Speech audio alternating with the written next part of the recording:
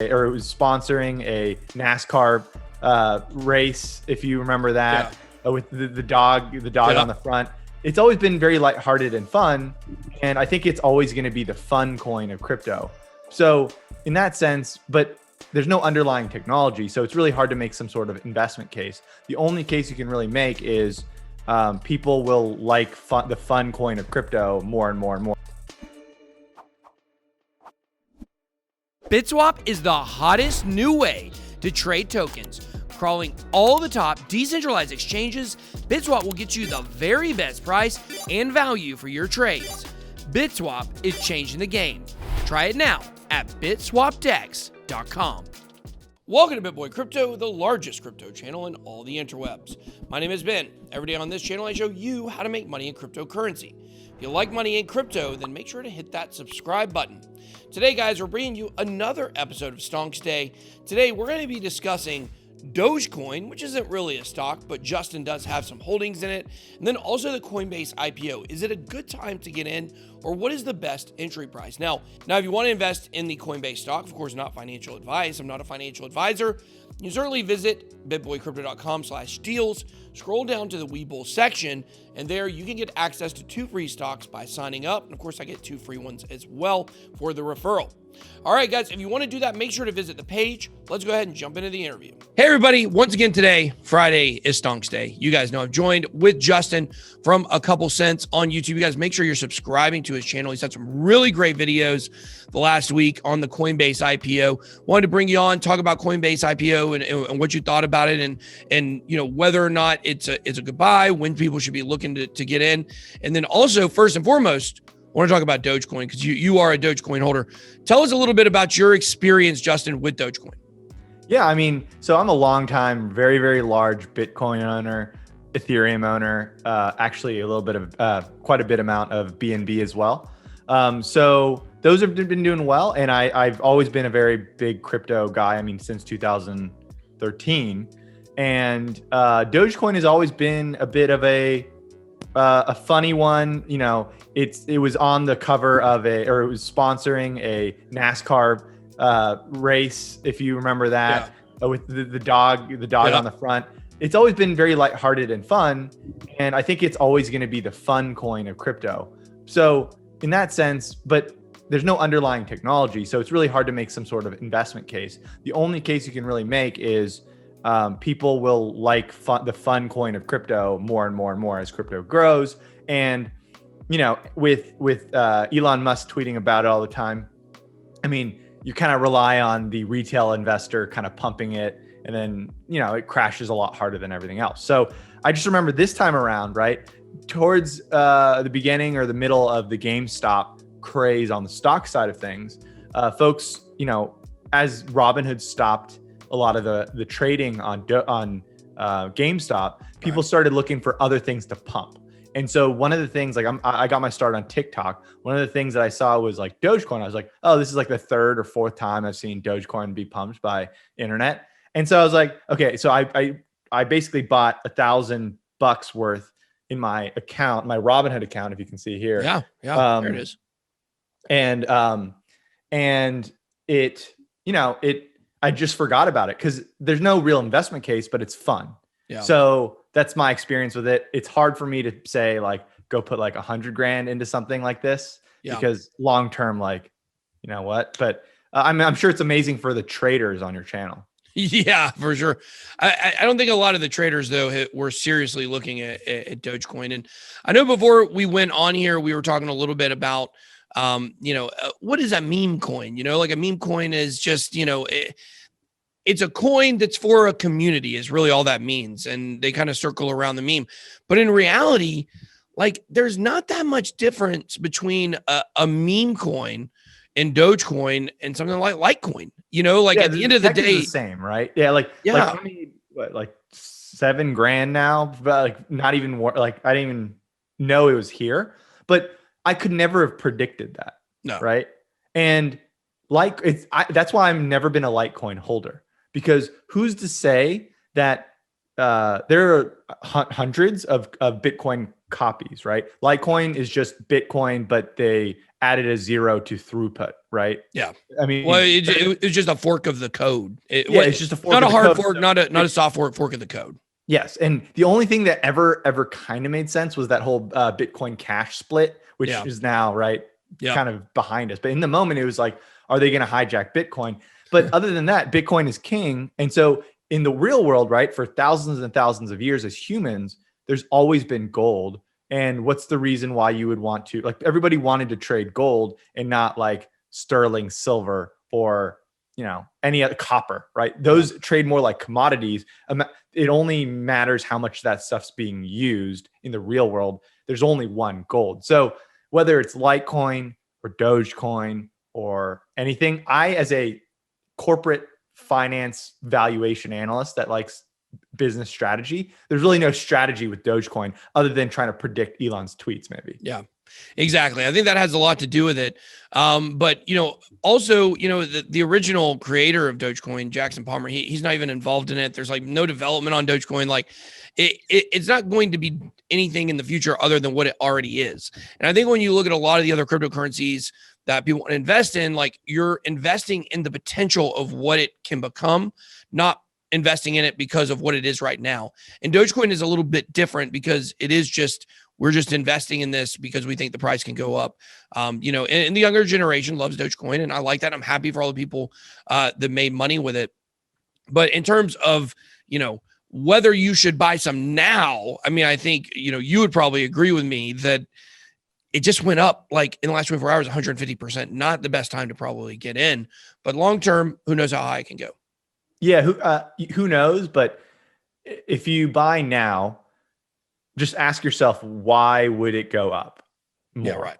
And no one in the world can tell you, unless you're Elon Musk and you tweet about it and pump it a little bit more. No one can really tell you. And then I saw a stat on Twitter that said like there needs to be X amount of Dogecoin bought every single second in order for it to hold these prices. Like, yeah, that's the truth. So the higher it goes, the more like the more that a bubble requires to like stay whatever. Yeah. So I mean, I would say there are more fundamental holds like Cardano or BNB or Ethereum or even, something like that. But I mean, this one is more of a fun thing. And if you just want to own a little bit, now is probably not the best time. I generally, even in the stock market, I just generally don't like buying on up days, like of course, big up days. Buy in the red, sell in the green.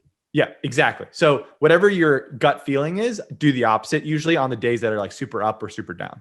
That you hit it on the head right there. Do the opposite of what you're feeling. Like you have to be, it's very counterintuitive to sell when it's doing well and to buy when it's doing bad. But that's how you make money in investing. So let's talk about the Coinbase IPO. I know you talked about it a lot on your channel. Like I told the audience, you guys want to go subscribe to a couple cents. You guys make sure a link will be down below. But you talked a lot about Coinbase IPO. We talked about it for several weeks leading up. Now we had it. We had the launch. What is your overall feeling on how the launch went first? And then we'll get into, what some good buying points could be. All right. So as we see here, Coinbase has been trading for 2 days now. It closed at about the $320 a share, low 300s, and really popped to over 400. I think it hit like 410, 420. That'd be funny. Yeah. $420 a share. But the reference price at which I did a lot of my analysis was $250 a share. So, it's leveled off. Usually what I like to say is if it's a really hot, buzzy IPO, don't buy in the first day. Right. And if it's popped from where people thought it was should be valued, then you should probably wait maybe a month or 2 or 3. Right. So, I mean, I just wanted to show the stock price, but basically what I had basically done was at $250 a share, Coinbase could be worth a lot more. And I released a video. It was like basically Coinbase could be a steal, but in order for it to be a steal, you have to believe that Bitcoin and crypto does really well. Yeah. Right. One does not do well without the other. Well, actually, Bitcoin can do well without Coinbase. Coinbase cannot do well without Bitcoin. And so I basically said we have about $2 trillion market cap on crypto. We have about a $2 trillion crypto market cap in whole with a 52% Bitcoin dominance right now. And so if we believe that crypto can surpass gold as in market cap, and gold has about a $10 trillion market cap, let's just say all of crypto is worth 15 trillion at some point. So if this global crypto market cap, if we believe that global crypto will become 15 trillion, and if that's the case, I kind of did the analysis where, let's say they can have a average of a 2% take rate or something like that on their assets on their platform. And if you remember from our last discussion, they have 11% of all crypto on their platform, 11%. So if they can just maintain that and crypto goes from 2 to 15, then it's probably a $1,500 stock. Yeah. Because I also think that commissions are going to zero or close to zero over time, right? They're somehow able to take 4.5% from newbies, right? Who don't know to go to pro.coinbase or not to go to Binance or something. That's going to go away as you don't think that Robinhood trading is going to squeeze that down. Yeah. So I think if you do the math, right? If crypto goes from 2 to 15, that's a 7 to 8 times upside. And if you buy into Coinbase stock today at low 300s, and then it goes to 1,500, that's only like a 4.5 times upside. Yeah. So at that point, I would rather just buy Bitcoin, or if you think Bitcoin dominance is going to go down, then buy a basket. I know Grayscale has a vehicle where it's like the large cap coins. So I would rather invest in a coin, a diversified group of crypto over Coinbase, unless you think that Coinbase somehow drives these insane amounts of value through prime brokerage to the institutions which they're big in, or lending, or I don't know, maybe we're all using Coinbase credit cards instead of Visa someday. If you believe in that, then you can hold it with optionality, because Coinbase will do well as crypto does well as well. So they're going to have to figure out the next lily pads to build and jump on. Well, I'm probably going to be reaching out to Coinbase and asking them if they will just sell me all their user data so I can go trade and know how to make the best trades based on the poor Coinbase peasants. That's revenue if they sell you the data. Coinbase would get murdered if they did that, in crypto. That stuff won't fly in crypto. Yeah. I think something like that would be very counterproductive. But I do think, we talked about before, it's not a FANG stock, because it doesn't fit that same category because it's not like a software company. But, that could be something they kind of move more towards using analytics, something like that. Maybe they have like a studio similar to Glassnode in the future where they've got analytics for sale or whatever. So I'm very interested. This is something that I said about Coinbase, is that I'm very interested to see what their company will look like. Because after you told me that, because I didn't know that was like Amazon's main moneymaker, with the cloud services and stuff like that. After you told me that, I sat there thinking but we don't know what Coinbase is going to look like in the future. It could move to more, if that's what all these major companies are doing, then it stands to reason that they're going to do it as well. Well, I know that Coinbase is for purchase on Webull, the Coinbase stock. If anybody wants to get access to that, go to bitboycrypto.com/deals, go to the Webull page, and you guys can purchase it there. I'm going to be purchasing some today. I'm actually, I think around $300, $320, somewhere in that range. I'm comfortable buying it because I just want to hold some. And I think I didn't want to get it the first day, but now things have calmed down a little bit. It's kind of evening out.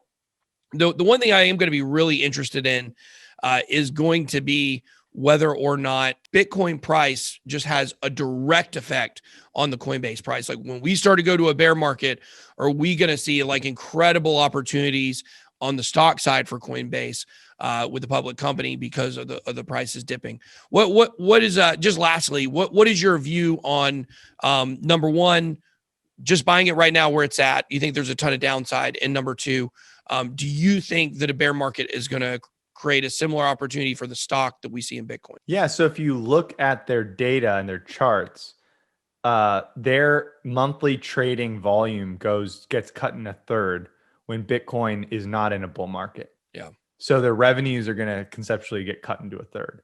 So what I would say is I would probably guess this company gets a lot cheaper when we enter a crypto winter.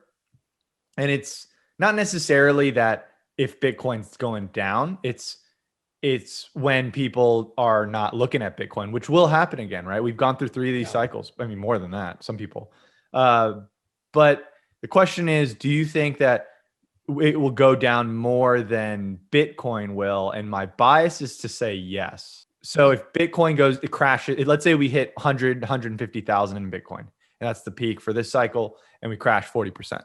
Then, Coinbase probably crashes 50% after they report earnings where they're not making as much money. But I mean, I don't think it's unreasonable. The reason why the best reasons to buy Coinbase is you have money in a 401k or retirement account or an IRA where you can't buy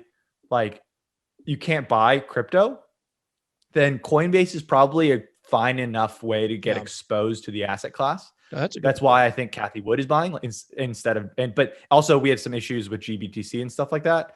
But I also think that you should compare it against GBTC if you're one of them. But, I don't think you're wrong. And I think there's optionality. Just be prepared for you to not, I think it just has a worse risk reward profile than Bitcoin itself. Yeah. So as long as you're okay with that, as long as you're okay with like 5x upside, if Bitcoin goes like 7x upside, but you have the optionality of Brian Armstrong, the CEO, and them creating some cool value.